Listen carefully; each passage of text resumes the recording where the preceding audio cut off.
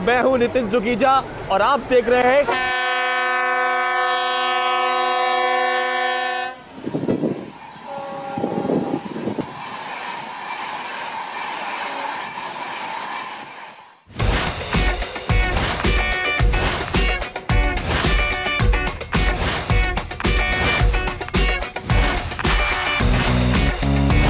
Hello and welcome. तो इस show में भाइयों हम लोगों ने अलग अलग देशों में अलग अलग शहरों में जाकर के भारत में भी कई शहरों में जाकर के एक दिन बिताया आपके साथ और सुबह से लेकर शाम तक क्या क्या देखना है, क्या क्या खाना है, क्या वहाँ का कल्चर है, सब जाना। समुद्र की गहराइयाँ देखी हमने हिमालय की ऊंचाइयाँ देखी, ऐसा शहर देखा जो 2 कॉन्टिनेंट्स में है। तो किसी ने हमसे कहा कि ये सब देखा तो आपने क्या देखा, आपने हिंदुस्तान के सबसे पुराने पहाड़ देखे कि नहीं देखे? तो हमने कहा वो कहाँ हैं? तो हमें बताया कि साहब वो साउथ में हैं, नीलगिरी उनका नाम है। तो हम आ गए नीलगिरी पहाड़ों में। लेकिन यहाँ पे ये क्या है, साउथ में कहाँ है? ये तो लगता है कि हम किसी इंग्लैंड के किसी शहर में आ गए हैं। बड़ा ही ब्रिटिश टाइप का माहौल है, जगहों के नाम बड़े इंग्लिश हैं, बंगलोज हैं पुराने पुराने। तो हमने सोचा कि आज हम बिताते हैं और ब्रिटिश स्टाइल में एक दिन उदगमंडलम यानी कि ऊटी में।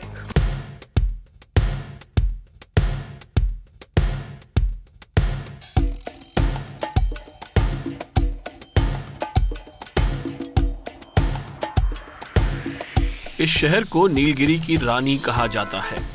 पिक्चर पोस्टकार्ड जैसी सीनिक ब्यूटी, पहाड़ों में चलती ये छोटी सी ट्रेन, चाय के बागान और अद्भुत रहस्य समेटे ये सुंदर वादियां।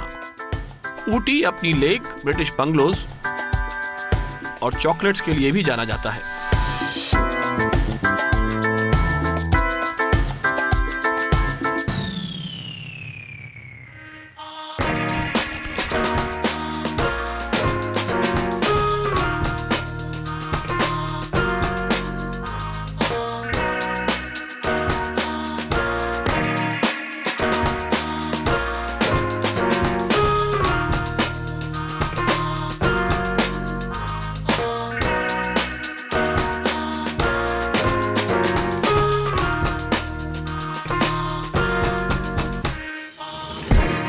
सुबह के 7 बजे हमने दिन की शुरुआत कर दी है। हम आ गए हैं ऊटी के बहुत ही फेमस बोटैनिकल गार्डन में। 1848 में गार्डन शुरू हुआ था और मज़े की बात यह है कि जब गार्डन शुरू हुआ था तो कैसे शुरू हुआ था, काफ़ी सारे यूरोपियंस रहते थे इन पहाड़ों में नीलगिरीज में, तो उनको ताज़ी सब्जियां खानी थी। तो उनके लिए कहा गया कि भाई 3 रुपये महीने का सब्सक्रिप्शन दे दीजिए। आप 3 रुपये महीना दीजिए, इस ज़मीन पर सब्जियाँ उगाई जाएंगी और आपको महीने भर अनलिमिटेड फ्रेश ताज़ा सब्जियाँ दी जाएंगी। लेकिन वो प्लान हो गया फेल। 1848 में फिर पैसा रेज किया गया और इसको कन्वर्ट कर दिया गया एक सुंदर बोटैनिकल गार्डन में।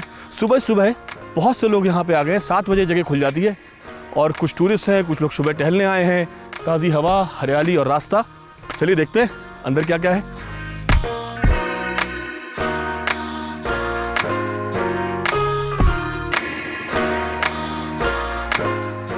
देखने में एक मामूली पेड़ का तना लगता है, इसको थोड़ा सजा के चबूतरे पे लगा दिया गया है।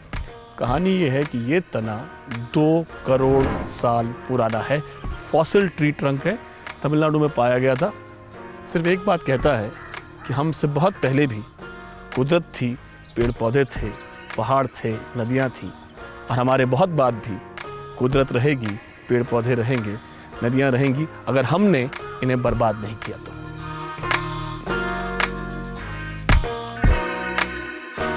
देखिए यहाँ लिखा हुआ है कि मैंगो पॉन्ड। तो हम सोच के आए कि भाई ये शायद आम का तालाब होगा, इसमें शायद आम तालाब में उग रहे होंगे, लेकिन ऐसा हो नहीं सका। तो हमने बहुत दिमाग लगाया कि इसका नाम मैंगो पॉन्ड क्यों है, क्योंकि इसमें तो कुछ कमल दल भी नहीं फूले हुए हैं। तो ऊपर से अगर आप देखते हैं तो आपको नजर आता है कि ये तालाब की शक्ल एक आम के जैसी।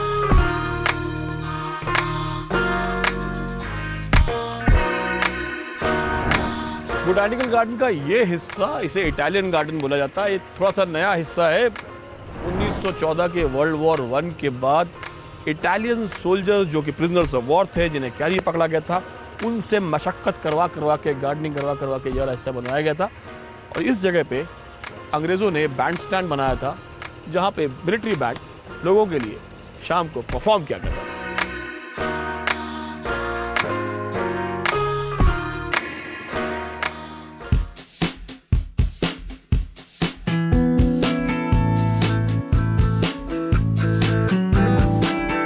सुबह के 8:30 बजे हैं। हमने कहा कि दिन की शुरुआत एक टिपिकल साउथ इंडियन नाश्ते से करनी चाहिए।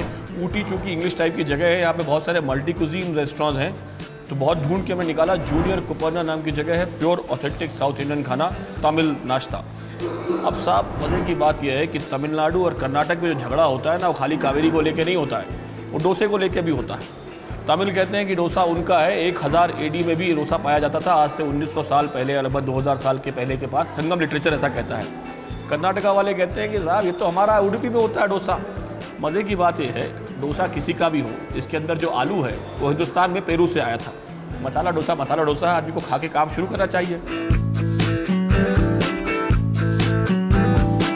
इस थाली में पोंगल है, इडली है, एक वड़ा है, एक मसाला डोसा है और एक कॉफ़ी है।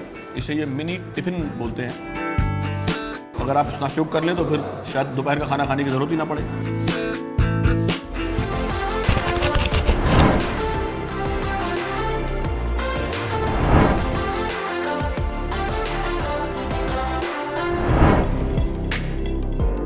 नाश्ते के बाद हम निकल पड़े पायकारा लेक की तरफ, जो शहर से थोड़ा बाहर की ओर है।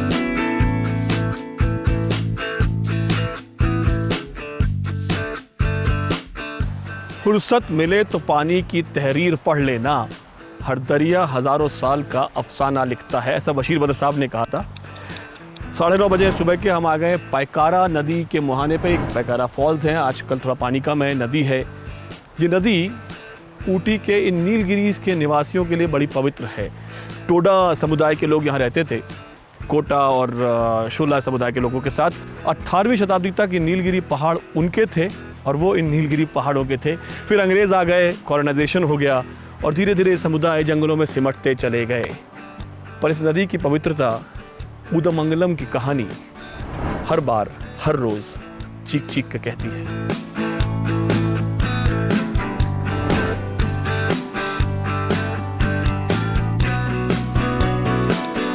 सुबह के 10:30 बजे हम पायकारा से लौट रहे थे। हमें रास्ते में दिख गया चॉकलेट म्यूजियम। साहब एक चीज़ ऐसी होती है जो 4 साल के बच्चे से लेकर के 40 साल के आदमी तक को पसंद आती है, वो होती है चॉकलेट। चाहे वो मिल्क चॉकलेट हो, चाहे वो डार्क चॉकलेट हो, चाहे वो नट्स चॉकलेट हो। तो हमने भी गाड़ी को स्क्रीच करके ब्रेक मारा और हम यहाँ रुक गए। हमने कहा पता करते हैं क्या है इस चॉकलेट म्यूजियम में, और शायद पता ही लग जाए हमें कि कैसे बनाते हैं ये लोग इतनी बढ़िया चॉकलेट।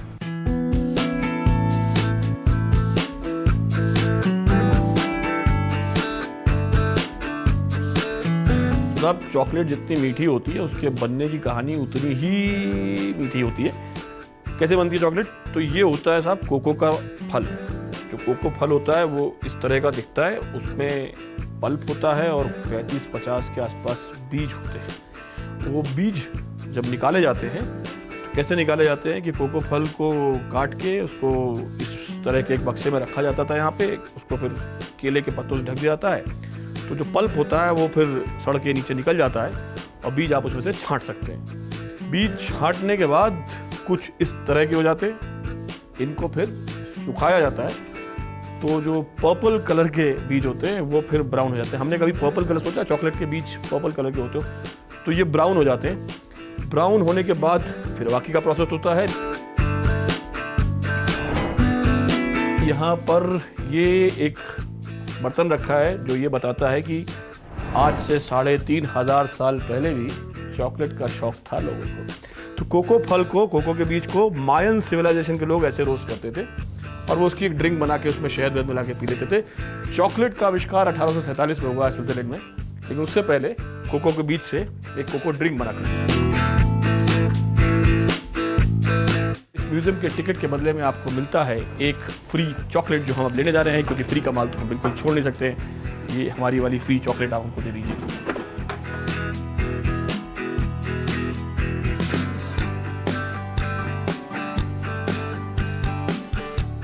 कैलोरी की चिंता बाद में करेंगे, चॉकलेट खाई जाए पहले।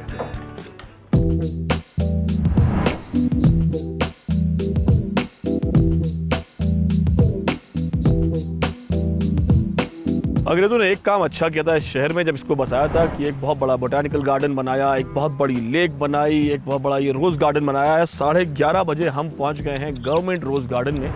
सरकार इसकी देखभाल करती है और अगर जिन मोहतरमा ने ये लिखा था कि अ रोज़ is a rose is a रोज़, अगर उनको यहाँ ले आते तो बहुत कंफ्यूज हो जाती, क्योंकि यहाँ पर अ रोज़ इज़ नॉट अ रोज़, यहाँ पे 20,000 तरह के रोज़ हैं, 20,000 तरह की गुलाब की प्रजातियाँ हैं, और आप अलग अलग तरह के अलग अलग रंगों के गुलाब के फूल देख सकते हैं और उनका आनंद उठा सकते हैं।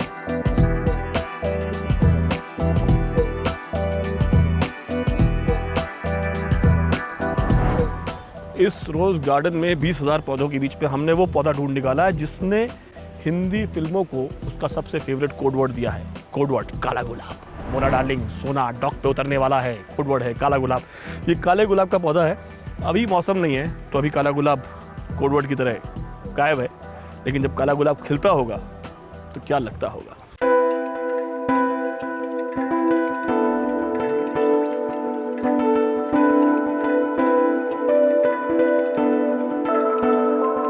गुलाबों के बाद हम पहुंच गए अंग्रेजों के जमाने के एक बंगले में, जहां था दोपहर का खाना और सदियों पुरानी एक कहानी। तो यहाँ की कहानी ऐसी है कि इस बंगले में लॉर्ड रेजिनाल्ड और लेडी मेबन नाम का कपल रहा करता था। दूर दराज से उनके गेस्ट आया करते थे। सबसे फेमस गेस्ट जो थे वो थे अर्ल ऑफ ग्लॉस्टर। ना अर्ल ऑफ ग्लॉस्टर जो थे उनको हो गया लेडी मेबन से इश्क। देखिए साहब, सीक्रेट भी है। अर्ल सीक्रेट क्या है, तो अर्ल साहब जो थे जब वो यहाँ आते थे तो किचन में चुपचाप घुस जाते थे और लेडी मेबन के लिए 2 डिशेस बनाते थे सीक्रेट रेसिपी से। और लेडी मेबन को वो डिशेस जिंदगी भर उनकी फेवरेट डिशेस रहीं। कहते हैं ना कि आदमी के दिल का रास्ता पेट से होके जाता है, तो औरत के दिल का रास्ता भी उसके पेट से होके जाता था। उनको पता नहीं चला कभी कि अर्ल ऑफ ग्लॉस्टर जो हैं उसके लिए वो बनाया करते थे। तो हमने भी आज 2 डिशेस मंगाई हैं। ये एक चिकन रुलात है और ये कुछ वेजिटेबल्स इन पास्ता है। यहाँ की स्पेशलिटी ये है कि चिकन के अंदर पालक और चीज़ भर के उसको ये मस्टर्ड में मैरिनेट करते हैं, फिर ये सौते वेजिटेबल्स और हर्ब्स के साथ सर्व किया जाता है। कहने का मतलब ये है कि साहब खाना देखने में बड़ा खूबसूरत है, खाने में भी मुझे लगता है कि बहुत खूबसूरत होगा, लेकिन जो इश्क की कहानी इस खाने से जुड़ी हुई है वो इस जगह को लाजवाब बना देती है। और हमारे दिल का रास्ता भी हमारे पेट से होके जाता है।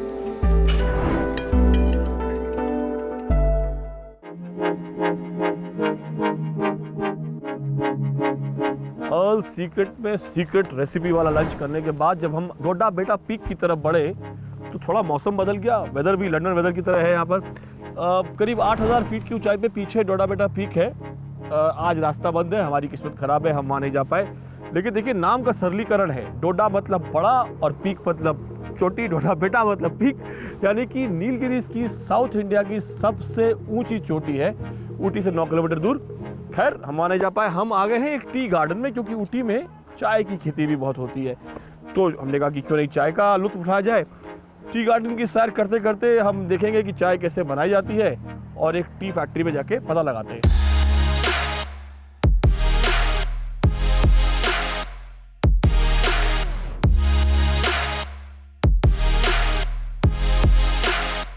ऊटी में कदम कदम पे एक कहानी है।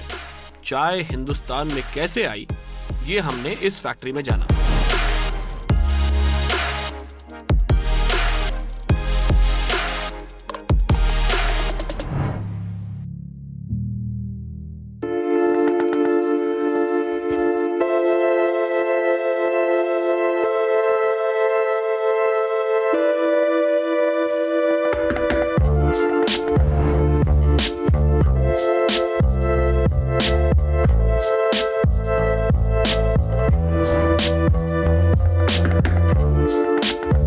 रईमन धागा प्रेम का मत तोड़ो चटकाए, टूटे से फिर ना जुड़े, जुड़े गांठ पड़ जाए।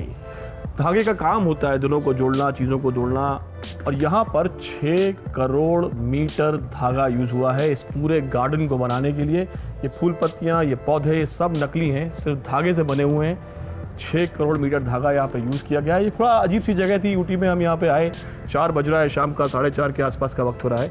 तो हमने कहा कि ये भी देख लें। पर ये बहुत ही विचित्र तरह की चीज़ है कि धागे का प्रयोग करके एक पूरा गार्डन बनाया गया है।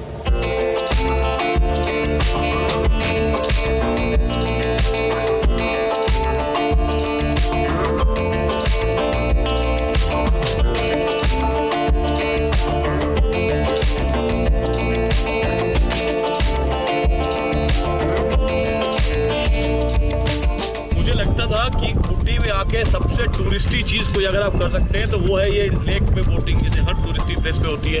लेकिन इधर उधर जाके सब व्यू पॉइंट देखे, फैक्ट्रियाँ देखी, म्यूजियम देखे, आखिर में ये जो आधा घंटा नाव चलाते हुए बीता है, वाकई में सुकून की चीज़ है, अवश्य करना चाहिए।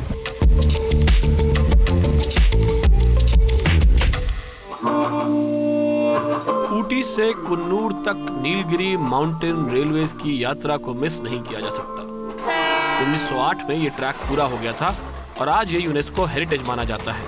और हाँ, छैया यहीं शूट हुआ था।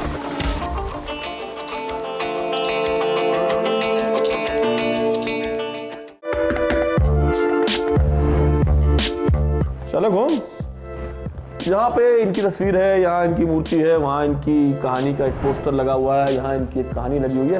हम अपने होटल में हैं, हमारे होटल का नाम है शर्लक। ये भी कोई 125 साल पुराना ब्रिटिश बंगलो था जिसको एक होटल में कन्वर्ट किया गया है और थीम होटल है। ऐसा लगता है कि आप 221 बी बेकर स्ट्रीट में आ गए हैं।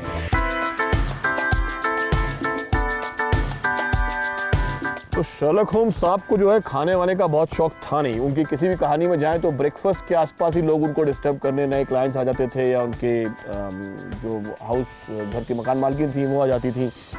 ब्लू कार्बंकल में एक फैट गूस की कहानी आती है जिसको खाने की बात उठती है। मेरे कमरे का नाम भी ब्लू कार्बंकल है, बाय द वे। यहाँ पे कमरों के नाम उनकी कहानियों के नाम पर है। तो हमने इस रेस्टोरेंट के सबसे अच्छे कुछ 2 डिशेस जो उन्होंने कहा कि इनकी स्पेशलिटी हमने मंगा ली हैं। चिकन साथे तो नॉर्मल चिकन साथे, लेकिन यहाँ पे एक सीक्रेट सॉस में मैरिनेट किया जाता है। तो सीक्रेट जो है वो हमने दोपहर में भी सीक्रेट में खाना खाया था। और जो दूसरी डिश है वो चीज़ी बेशमेल सॉस में कॉल्ड वेजिटेबल फ्रिकासी। वेजिटेबल्स हैं, ऑलिव राइस है और चीज़ी ये ब्रेड है, गार्लिक ब्रेड है साथ में। हम इस खाने का स्वाद लेंगे और क्या, इसके बाद क्या होगा? एलिमेंट्री डे वॉटसन, एक नया दिन होगा, एक नया शहर होगा।